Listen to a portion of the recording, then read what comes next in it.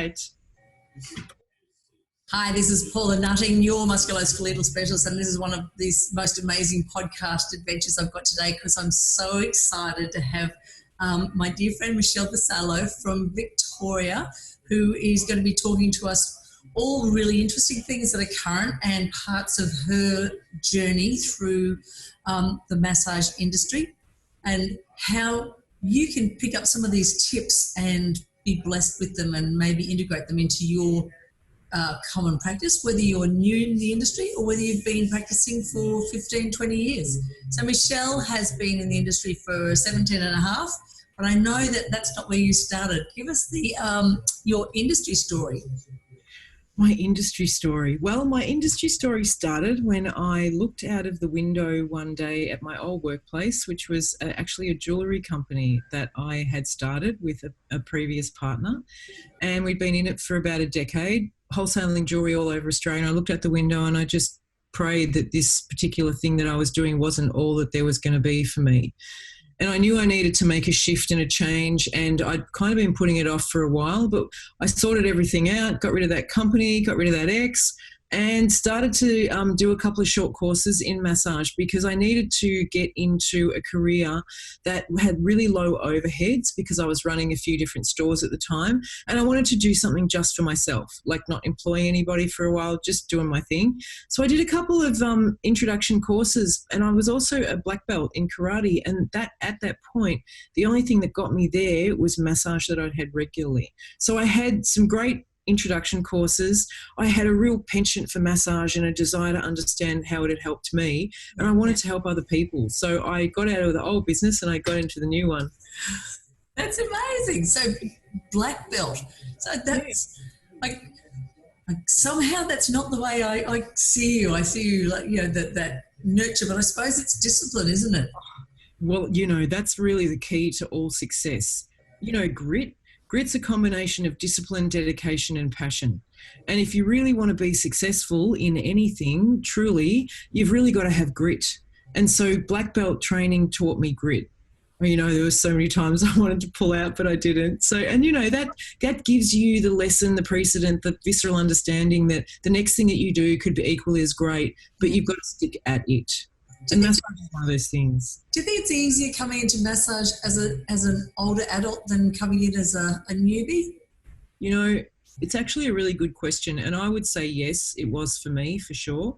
I feel, and I've taught for years at all the different institutes around Australia and particularly in Victoria, and I see heaps of people straight out of high school, and I meet heaps of people that are coming in as a sea change. And generally the people, bar the rare one or two that are coming in from high school really fresh, it's usually the people that have had a bit of life experience and lived a bit of life that gives them more of an intuition and understanding of what people might need in terms of their massage therapy. And I think more experience in life can often lend you more experience as a massage therapist or someone who wants to massage. It gives you a wisdom, a lifetime of understanding. It's hard to describe, but I do think that it's easier for older people just because you've got more life experience.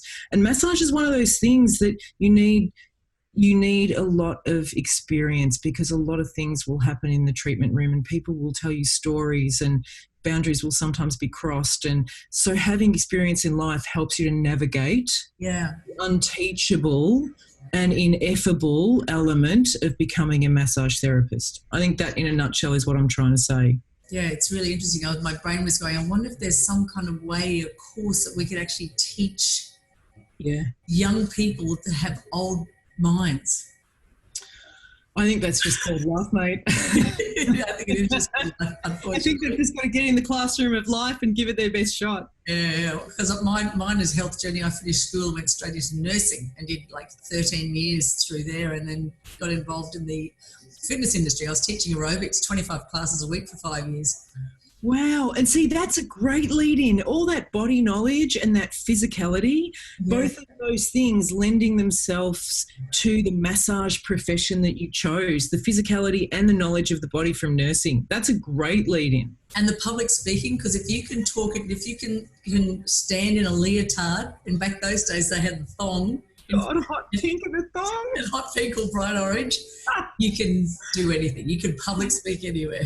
See, that is grit. That's grit right there. That's great.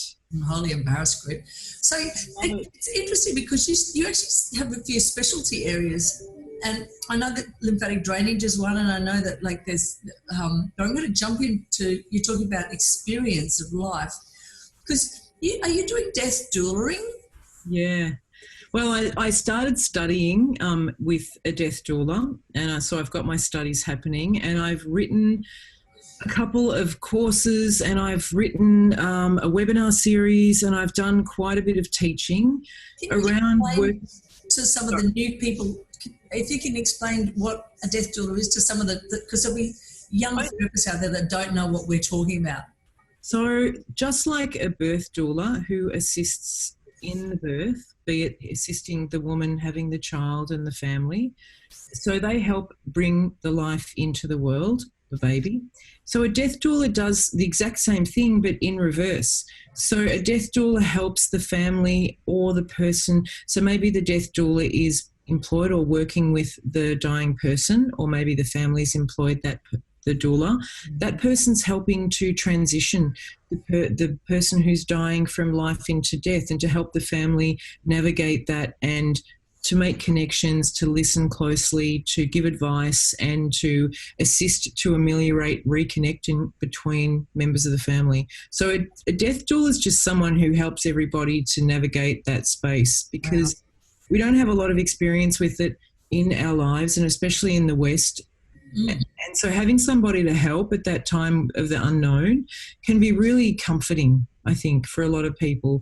And I think that in massage, a lot of people, you know, in your massage time, eventually maybe someone will come to you that's end of life or palliative care, and you need some tools to navigate that for yourself and also for the person that you're hopefully intending to work with. Yeah. Death doula is a real help at the end of life. I was helped my sister's second husband, who died at 62 of quite nasty bone cancer, and he and we went through that gracious space where he allowed me into his life to get through that journey. So that's a gracious space, exactly, Paula. That's spot on. That's exactly what it is. And you know, that's where you exist. You have to be in grace to work in that, and that's the sort of things that, you know, I explore in my work with massage therapists when we talk about palliative care. So that's one of the specialties. So you said that there's a course. I know you've got cray specialties. That's why I admire you in your professional. I just can't sit still. And, you know, the thing is, because I was a massage therapist for so long, I think the things that I was either challenged by or that I loved, because I'm passionate about those things, they make good courses. And I know that there's massage therapists who probably want to get that information. They don't know where to go. But because I was a massage therapist for so long and I had those questions, I can just write it all down and say to people, hey, this is what I found. Maybe this will open the key. It'll give you the key to open the door for you as well. So, you know, that's what teaching's about. And you and I both know that it's just about giving people the key for the door. Yeah, that's right. You see their light bulb moment when they go, the aha moment. That's what this is. And that's what a differential diagnosis is. I love it. Yeah. You know, that's why we do what we do. That's my zing in the classroom. You know, that moment, and I've written about this in my blog, but the aha moment. Yeah. Where you and I both see the light bulb go off, and more than anything else, that's the gratifying moment of the whole thing that we're doing in there. Yes, I agree. I 100% agree. When you're actually teaching or imparting knowledge as best you can, and then, you see if you've got a class of 15, say, and then they slowly go bang, one gets it, then the next one, and then the next one, and then the next one, and it just until they've all, well, most of them. Domino effect. The domino effect. So that's very cool. And I'm going to get you to talk a little bit about what courses you've got available for any of the people that are listening to this vodcast, because I'm going to get this out as a visual, so that we can give them some ideas on where they might want to head. But you were really interesting, because I heard you say, you're talking to David Sheehan, and you said that research is fun. And I went, That's a Everybody big says comment. everybody says that. You know what's cool about research? What's cool about research, right, is we're all in our massage rooms. We've got our few differentials. We've done our tests. We've worked out what we think it might be. We've kind of got it down to 3 maybe. Do a couple more tests. Okay, this is my treatment plan. What's cool about research is how did you make that treatment plan from what you know, okay? And then why do you think that's going to work? And then where can you get the information to back up your hypothesis of why that's going to work to show to the client and say, hey, I'm not just saying this. Here's the research to support what I'm saying, and here's why I want to help to educate you so you can understand about your body. Read this research. I love giving people a piece of research and you know, there's an easy way to read research. It's all about a recipe. If you can read each step of the recipe and write, okay, so maybe the first example question is the hypothesis clearly explained in the abstract? If the answer is no, well, it's probably not going to be worth reading. Like there's a whole checklist of questions that you can go through in the first kind of few minutes to say, okay, well, I don't think this is going to be worth reading, or yeah, hey, this actually answers most of the questions. I'm going to read it, and then I'm going to give this information out into the community. Wow. And because we're information sharers, right? We want to share information, but because we live in an evidence-based research model, and you and I both know what that means, and all the listeners know what that means as well, if you're practicing in body work, we need evidence to support our treatment choices so that we can get recognition as a profession rather than just, you know, people doing work. We're a professional body of workers, and research helps to put us there because that's the model that we've agreed to engage in, this Western medical model, you know. And so if we want to step into that, we have to be prepared to play the game as it's played, and that involves using evidence-based research. So that's one good reason for it. And another good reason is it's cool. I love it when a hypothesis is not proven. My first research that I ever did at Vic Uni when I was there all those years ago doing my diploma of remedial massage, and one of the subjects was research. And so we had to pitch a hypothesis, like come up with this idea, and then we had to conduct the research over 6 weeks. And I had great hypotheses, but my research completely failed because the people that I was trying to induce DOMs in were too young. So, you know, my sample population was too young for my hypothesis. And so I wanted to see whether the application of myofascial tension technique to the quads after eccentric contraction would assist with prevention of DOMs, but my bloody subjects were 20-somethings. So none of them got DOMs, so I couldn't prove it. So, you know, so right there, I started to go, hey, it's so cool because you can ask a question and then you can work out how to prove or disprove the question. Then you can have some better knowledge. Yeah. And that's why I think research is cool. And like, do you hear those odd comments about, well, we can sway it because the sample group we sway? Yeah, absolutely. And, you know, that's one of the questions in the recipe, like talking about the sample size and talking about the statistical relevance. And so these questions, and you look at your abstract and you think, hey, can I answer any of those questions from reading the abstract? And then it gives validity, or it helps you to go, that's not going to be interesting, I'm not going to read that. So, yeah, you're right. It's all about the quality of the research as well, and the people conducting the research, and I mean, who's paying them to conduct the exactly around that conspiracy theory down that rabbit hole. Oh my God, the times at the moment and the whole rabbit holes that are going on. But back to research, you know, I just think that research is a way for us to support our story in the Western medical model. And that's, and I get absolutely that it's unexplainable and ineffable, some of the things that happen in the massage room, but that's not going to get us insurance coverage. No. You know, and that's why we've got to embrace research, because this is the medical model that we choose to practice in. And that's where we live, and that's what we're doing. And we want to have a client base that can claim, because that's what a lot of people want to do. So you've got to get good at research. Yeah. Actually, you know what? I'm going to ask if you're talking about the recipe. Obviously, there's X amount. That maybe I can that after this you can share that recipe, and then I can put that into the newsletter. That's going to. I'll email it to you. Yeah. I'll email it to you easy. Okay, so we'll drop that into this, guys. So when you're listening to this, you can probably expect that you've also seen a template for this so that we can all start getting more efficacy with our research. Absolutely. So I'm going to move on because you've got so many really interesting things here. Lymph drainage. You said, I was listening again with David. You said it's slightly different to this. Well, it's my own style. And the reality is I almost didn't make it to class number 2 of lymph drainage in my diploma. I didn't even want to go back. I walked out of my first class. Okay, so I walked into MLD on day 1, nearly 18 years ago. And I thought, right, drainage, this is definitely going to have something to do with needles. I don't want to be here. And then I realised there's nothing to do with needles, and we went through the theory, and then I was the person, put my hand up, and I said, I'll go on the table.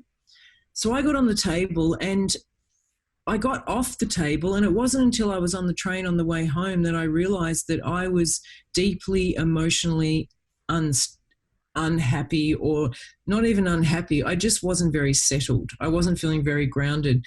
And I got really emotional.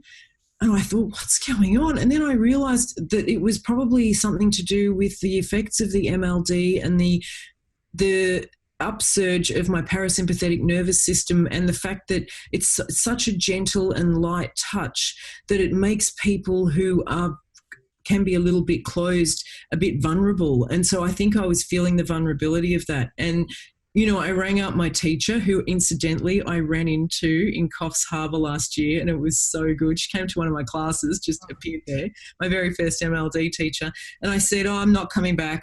No, definitely not for me. And she said to me, I promise you that if you come back and do this class, you're going to find something here that's going to change the way that everything is for you in massage. And because I really liked her, and she also said, if you don't come back, you won't pass your diploma. Oh, okay. So I'm coming back. So I went back, and, here I am 17 and a half years later with my own style. And the reality is that I liked MLD so much, but I also realised that most of the people in my class didn't like it. And we're all graduating remedial massage therapists. So what's going to make me stand out from the crowd and also develop a specialised niche? Because that's how you get successful. You develop a niche, right, what you're good at. So I thought, all right, nail MLD. And then for about a decade, I just performed mostly MLD, heaps of it. And I got known for it, and I got a regular client base. And so I was doing heaps of case studies, and I was seeing what was working and what wasn't, but more what was working and what wasn't for my body, because I wanted a long-term career, right? So I could see what was working for the client, but more importantly, as a massage therapist, you've got to look after you first, because you cannot look after anyone else if you don't. And so the style of MLD that I developed was body saving for the therapist. So it's all about comfort and movement and flow, and that it starts at the feet and it finishes at the hands. It doesn't actually start at the arms and shoulders. It's all about body movement, because if you want to move fluid, you've got to act like fluid. So developing that, and then writing that into a course, and then teaching that, and seeing that now spreading out around the world, and understanding that that speaks to people, that type of body movement is amazing, because I know that it works for people. Yeah, you were over in Canada. I think that I've seen you doing quite a few of them. And Massage and Myotherapy Australia, I was down with staff appraisals a little while ago, and they said that you had peaked the webinars. You had the most people in one webinar, and it was on lymphatic drainage. It was so funny. I think lymphatic drainage might be about to have another moment, because that webinar was really well attended, and I thought it might have been something to do with the fact that people are now forced to stay at home. So I mentioned that, and he said to me, no, actually most of these people had already booked before all this went down. Wow. So I thought, right, that's actually really cool. And actually since that webinar, I've had so many emails from the students who were in that webinar asking me about lymphatic drainage and questions, and commenting on the webinar and seeing if they can find out more information. So, I think therapists are realising that our bodies have a finite lifespan of work in terms of massage, and that whatever you can do, and be it, Chapman's is another one that you can do that's not going to absolutely hammer you. Yeah. It's a body-friendly application. So people are realising more and more, also because of the creation of community and podcasts like this, and the fact that we can share internationally so quickly, that self-care is more important one of the most important tenements of being a body worker. You absolutely have to look after yourself first. So MLD does that. It gives people a chance to work soft. So how's it different to the other forms of taught manual?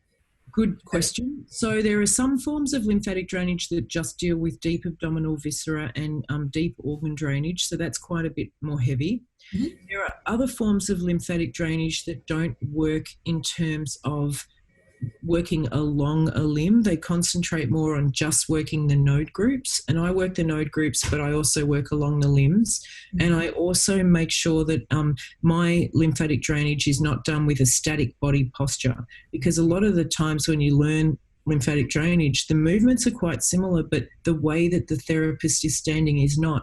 And one of the reasons why a lot of the therapists that I've seen who've learned lymphatic drainage and then they've given up and then they've started again once they've learned the technique that I'm using because it's easier, is the reason they gave up in the beginning was because they were uncomfortable delivering lymphatic drainage. And you cannot be uncomfortable delivering a technique. The client knows. Yeah, even if they can't tell you, Paula, the client knows that you're not comfortable and you know you're not comfortable, and that's actually not sustainable. You can't sustain that. No, 100%. 100%. You know, we have to get smarter. Number one, to be able to do for everyone else. Yeah, I fully agree with you there. Yeah. Self-care first. So we talked earlier about what pearls of wisdom we could possibly give to people out there that will assist them. So, yes, definitely manual lymphatic drainage using an easy movement technique for you. I love the fact that you're doing gorgeous things in the palliative state. That's just amazing. What other things what pearls could you impart if you were talking to you at 17 years ago? Holy moly. All right. Good question. Don't expect that you know everything when you finish your studies, because the real learning starts when you walk out of your current studies. That's my first thing. There is so much more to learn, and that's what being human's all about. And so being a massage therapist is emotionally a microcosm of being human. All the gamut of emotions will be run when you become a massage therapist. Don't expect that you're going to have your boundaries in place just because you say they are.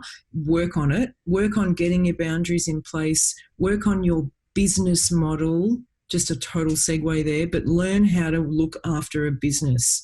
Learn how to do your own accounts, to reconcile. Be all over it with your client records. Do not let that side of your business slip, because it'll keep you awake. You know, make sure that you've got insurance. Make sure you keep really good client notes. There's absolutely no excuse for not keeping good client notes. Nice. Make sure that you keep a comfortable space to work in. Never be compromised by an employer. If you're uncomfortable in your workspace or your employer contract, speak up. If you're uncomfortable giving a massage to somebody, speak up. Don't wait till it's too late to learn the hard way. Yeah. Wow, I've got lots of, wow. You know, you and I have been around a long time, and we've been in a lot of massage rooms and in rooms, and we've done a lot of international tours. And the reality is, all massage therapists all over the world need to hear the same things, and they need to do the same things. Don't be lazy. Do your notes. Even though it sounds boring, it is like writing good notes. Then you can start building from that. Yeah, you can make case studies. Yeah. You can apply to case study competitions. You can win awards for that stuff. You can write hypotheses to pitch a piece of research if you've got enough case studies to back it up. And the only way to do that, like you said, is not be lazy and keep good client notes. Yeah. That's the way to do it. What other pearls of wisdom? Oh, go for variety. Mix it up. If you can not just work in one place, do corporate massage in one place, do some specialised massage in another place, have your own gig going, maybe if you've got your own clinic. Make sure you mix it up to keep it interesting. Make sure you look after your regulars. Those people are your bread and butter, and, make sure that you refer on if after 3 sessions things haven't improved. Because why are you hanging on? Yeah. And don't try to be all things to all people, because it's a one-way street to sadness. Yeah. And, you know, probably the number one thing, don't take the work personally. Oh, yeah. That's your number one thing. In terms of self-care as well, like we talk a lot about physical self-care, but, you know, there's emotional self-care, there is mental self-care, mental health as well. Yeah. You've really got to get your boundaries in place. You've got to know who you are. And that's why I think sometimes it's easier for older people to become successful massage therapists, because it's easier to do that when you know a bit more about who you are and what you will and won't put up with, and you know what you will and how you will and won't work. And for me, I'm just thinking, I listen to your gut, because we listen to our heads too much. And if you've got a client in your room and you go, I'm just, bells are ringing here. It's either because there's a pathology that's hidden there that we don't recognise, or their energy is in a space that doesn't match yours, so they're not going to serve you, and you're never going to get the results that they need or that you want to give when that mix doesn't mix. 100%. Listen to your gut. Absolutely. Well said. Yeah, well, it's pretty amazing, isn't it? We know a lot. You and I should write a book. Our words of wisdom. That would be so fun. So the other thing is, you've got to have fun. Yeah. If you're not having fun, don't do it. Yeah. It has to be fun. You have to be inspired to be if you want to be a massage therapist, by doing massage. Yeah. If you don't like the mechanics of giving it, you're probably not going to be very good at it. True, exactly. I love still going to work. Always have. Like, I didn't love when I was nursing, going on a night shift somewhere, or I didn't love after 4.5 years standing up and down and jumping at, teaching aerobics. I stopped loving that. But I've been doing this for 24 years or 24 and a half years as well, and I love every day. So it doesn't go. If you love it, you love it. Yeah, 100%. And if you stop loving it, find another place to play. Yeah. Well, just find your other thing. Find your ikigai. Yeah. Your reason for being. Yeah. Massage, how amazing. Because you'll be really good at it if it is your thing. Yeah, 100%. Michelle, thank you so much. It's been an absolute pleasure. I am going to go through this and write down some of those little bits and pieces that we said about those. What you would, those, because we've picked up some great little pearls for therapists. And if you're not an audio learner and you're more of a kinesthetic or an audio digital, maybe reading some of that stuff will help. You said that